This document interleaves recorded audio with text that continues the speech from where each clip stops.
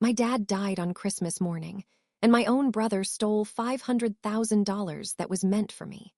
I did not understand the weight of that sentence until much later, after the casseroles were gone, the Christmas lights were unplugged, and the truth finally caught up with what my instincts had been warning me all along.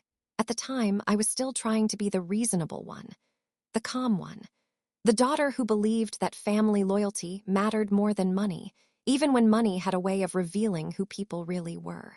My father, Henry Carter, had been in the hospital for 3 weeks by then. A quiet room on the 4th floor, smelling faintly of antiseptic and pine-scented air freshener, someone had brought in to make it feel more like Christmas. He was 78, stubborn to the end, a retired factory worker who had spent his life saving carefully, always talking about leaving something fair behind for his kids. He believed in even splits and clean hands. I was the oldest, 52, married, stable, the one who showed up on time and paid her bills. My younger brother Brian was 49 and charming in the way that made people forgive him too easily. He had a history of bad investments, short-lived business ideas, and debts he never quite explained. Still, he had a way of sounding sincere when it mattered. During that last week, Brian kept insisting I take breaks. "You look exhausted," he told me gently. "Dad gets confused when too many people are around. Let me handle tonight." At first, it sounded thoughtful, protective. He positioned himself as the son stepping up so his sister could rest. Our mother, Martha, nodded along, wringing her hands, whispering prayers under her breath. She hated conflict, especially between her children. So I went home when Brian told me to. I trusted my own brother. Christmas decorations filled my parents' house when I stopped by to pick up clean clothes. The tree still stood in the living room, lights glowing softly, wrapped gifts untouched beneath it. Dad had insisted on putting it up before he went into the hospital, even though his hands shook while stringing the lights. "I want to see it when I get back," he had said. On Christmas Eve, Brian texted me late. "Dad's sleeping. Doctors upped his meds. No need to come back tonight." I stared at the phone longer than I should have. Something about the timing felt off, but I brushed it away. I told myself not to be suspicious. Not now, not during Christmas.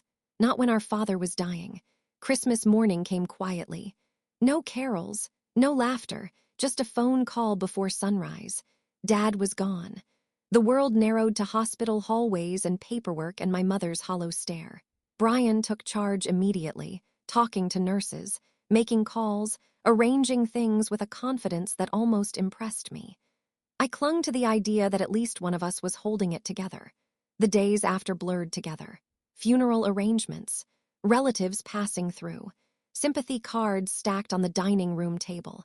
Then, less than a week later, Brian gathered us in the living room and said he had something important to share. He had already spoken to a lawyer. "It's what Dad wanted," he said calmly, holding a folder in his hands. "He updated the will before he passed, Christmas Eve, actually." The words landed wrong, Christmas Eve. I felt a tightness in my chest as Brian explained that Dad had wanted everything settled cleanly. He said Dad had been very clear, very sure. I remember looking at the tree, still standing in the corner, lights blinking softly like nothing in the world had changed. I remember thinking how strange it was that my father had found the strength to rewrite his will while barely able to keep his eyes open. Brian smiled reassuringly, like he was doing me a favor. And as the lawyer began reading, I had no idea that my life was about to be divided into 2 parts. Before that moment, and everything that came after. When the lawyer cleared his throat and began reading, I realized my brother had already decided who mattered and who did not. The room went quiet in a way that felt unnatural, like even the house itself was holding its breath. Brian stood near the fireplace, arms folded, composed. My mother sat on the edge of the couch, hands clasped tightly in her lap, her eyes fixed on the floor. I took the chair closest to the tree, the lights reflecting faintly off the glass ornaments my father had collected over the years. The lawyer's voice was steady, professional, detached. He explained that an updated will had been signed on Christmas Eve while my father was still hospitalized. Brian nodded along, occasionally adding small comments about how clear-minded Dad had been and how relieved he seemed afterward. Then the numbers were read. The house. The savings, $500,000, all of it to Brian. I remember waiting for my name to come up again, certain there had to be a mistake. Instead, the lawyer shifted his papers and continued. To me, Dad had left sentimental items. His watch, a few personal effects, memories. Brian exhaled softly, like the tension had finally left his body. I know this is hard, he said, looking at me with practiced sympathy. But this is what Dad wanted. I did not cry. I did not yell. I felt something colder settle in my chest instead. A quiet disbelief mixed with a sense of humiliation I could not put into words. $500,000 had disappeared from my life in a single paragraph, and everyone was acting like it was normal. After that day, Brian changed. Or maybe he just stopped pretending. Within weeks, he showed up in a new car. He talked openly about paying off old debts. Photos appeared online of weekend trips, expensive dinners, things he had never been able to afford before. When I asked about the original will, the one Dad had always mentioned, Brian shrugged. Dad tossed it, he said casually. Didn't want confusion. Mark, my husband, was the first to say out loud what I was afraid to admit. This doesn't add up, he told me one night as we sat at our kitchen table. Your dad was careful. He would not do this quietly, especially not on Christmas Eve. I tried to defend Brian at first. I reminded Mark that Dad had been sick. That grief made people do strange things. But the more I replayed those final days, the more the gaps widened. Why had Brian insisted I stay away? Why Christmas Eve? Why was there no discussion, no warning, no goodbye conversation? A few days later, my mother called Mark, asking if he could help her with something on Henry's phone. She did not understand how to retrieve old photos. Brian had set it up for her but rarely visited anymore. Mark took the phone home to help. He sat quietly at the table, scrolling through folders, message logs, backups. Brian had deleted most things thoroughly, but Mark was patient in a way my brother never was. He checked places people usually ignored. That was when he froze. He called me over without speaking, turned the screen toward me, and pressed play. My father's voice filled the room. Weak, but clear. He spoke calmly about being confused, about Brian bringing papers late at night, about trusting me to make sure things were done right if something did not feel right. He said he wanted everything split evenly, 50-50, no exceptions. My hands began to shake before the message ended. Dad had known, and he had tried to protect me. Mark looked at me and said, "We need a lawyer."